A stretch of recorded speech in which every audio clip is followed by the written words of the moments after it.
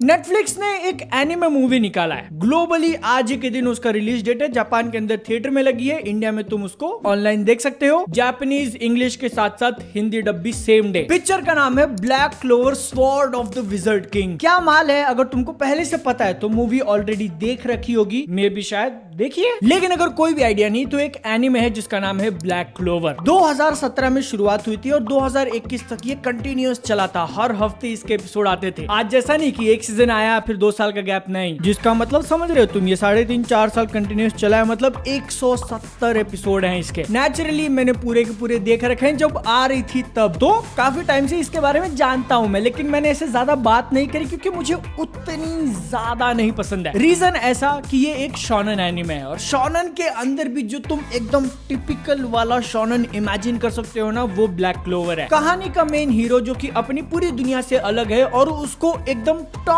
के लेवल पे पहुंचना है। साथ में उसका एक बेस्ट फ्रेंड होगा जो कि उसका बेस्ट राइवल भी है। कभी नहीं हार मानेगा, सामने कितना भी बड़ा अपोनेंट आ जाए, पावर गैप कितना भी ज्यादा हो जाए, ये जीतेगा because power of friendship and power of will, never giving up. लेकिन क्योंकि ये एनिमे, अभी भी हम लोग टीवी सीरीज की बात करें, जब आ रहा था हर हफ्ते नए एपिसोड, तो उसके कारण जो ओवरऑल प्रोडक्शन है वो ऐसा जाता हुआ दिखता है। मतलब बीच में जब एक्शन हेवी एपिसोड आएंगे तो काफी स्मूथ, एकदम वो साकुगा ऐसे हिट करने वाला, ओ भाई क्या देख लिया। लेकिन यहाँ पे फाइट उतनी सीरियस नहीं है या फिर रेगुलर वाले एपिसोड से, तो फिर बहुत ही बेसिक लेवल का एनिमेशन काम चल जाएगा। फिर भी 7 डेडली सिंस जितना बुरा नहीं। और मैंने इसके 170 एपिसोड्स क्यों देखे, क्योंकि बीच बीच में ये ऐसा एंटरटेनमेंट प्रोवाइड करती है जिससे मजा आता है। हाई पॉइंट और लो पॉइंट दोनों देखने मिल जाएंगे, लेकिन ना तो ये इतनी ज्यादा ऊपर जाती है कि माइंड ब्लो हो जाए और ना ही इतनी ज्यादा खराब कि छोड़ने का मन करे। इसलिए ओवरऑल ठीक ठाक अच्छी लगती है मुझे। अब इसके 170 एपिसोड हैं तो तुमको ऐसा लग रहा होगा कि स्टोरी खत्म हो गई, तो नहीं। जो ये लोग बिना रुके एपिसोड्स निकाले जा रहे थे ना, मार्च 2021 में आके उन्होंने पॉज ले लिया। लिटरली एक बहुत बड़ा आर्क चल रहा था उसके बीच में। और जितना मुझे पता है कि आगे के प्लान्स ब्लैक क्लोवर को लेके ऐसे हैं कि वो लोग अब शायद सीजन वाइज निकालेंगे। प्रो टिप,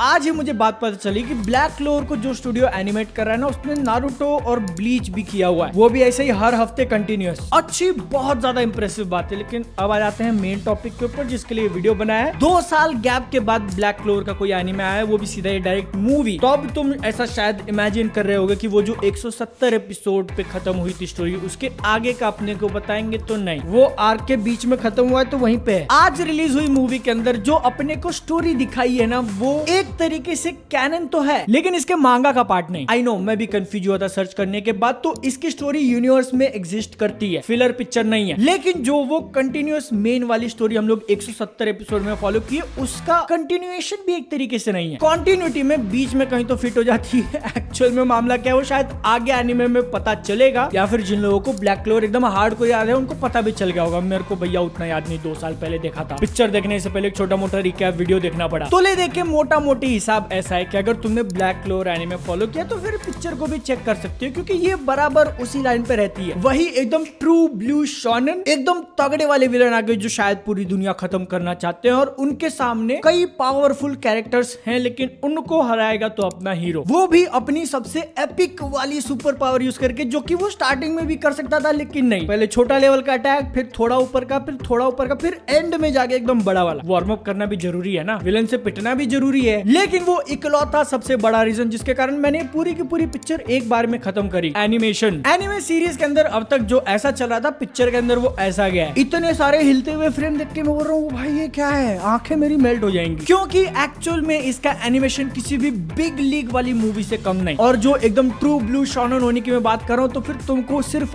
एक्शन पे एक्शन दिखाया जाएगा। भले ही उसकी स्टोरी और मैचअप पे ज्यादा सेंस ना बने, लेकिन एक्शन देखना है तो दिखाएगा। लेकिन एक चीज मैंने काफी ज्यादा एंजॉय करी, जब पिक्चर का मेन विलन इंडियन फ्लैग बन जाता है। मैं एक्चुअली इस पिक्चर के लिए एक्साइटेड था, इतने सालों बाद कुछ आ रहा है, लेकिन जब मुझे पता चला कि ये कंटिन्यूएशन नहीं है, बेसिकली फिलर हो सकता है, लेकिन क्रिएटर्स खुद बोल रहे हैं कि भैया कैनन है तो इसलिए कैनन मान लेते हैं, और बाकी सारे वही ट्रेड्स वापस से लाए हैं जो अब तक एनिमे में दिखाए थे। तो इसलिए मुझे पिक्चर भी ओवरऑल ठीक ठाक ही लगी है। एनिमेशन अगर इसका इतना बढ़िया नहीं होता तो मैं डेफिनेटली और 4 गालियां दिया होता। बट अब फाइनल चीज यहाँ पे ऐसी कि तुमने ब्लैक क्लोवर एनिमे नहीं देखा है तो फिर तुम क्या यार पिक्चर डायरेक्ट देखनी चाहिए। काश मैं ऐसा यहाँ पे एकदम 100% यस बोल पाता, लेकिन अगर तुम डायरेक्टली चले गए तो बहुत सारी चीजें तुमको नहीं समझ में आने वाली कि कौन सा कैरेक्टर क्या है। लेकिन फिर भी यू डोंट केयर, पिक्चर का हीरो कौन है समझ में आ जाएगा, पिक्चर का विलन कौन है वो पहले ही बता देते हैं। दोनों के आपस में पूरे टाइम लड़ाई चलती है और तुमको वो सिर्फ लड़ाई देखनी है तो यू कैन ट्राई। वैसे भी कोई एक्स्ट्रा पैसा तो लगने वाला नहीं और सबके लिए अवेलेबल है अगर सब्सक्रिप्शन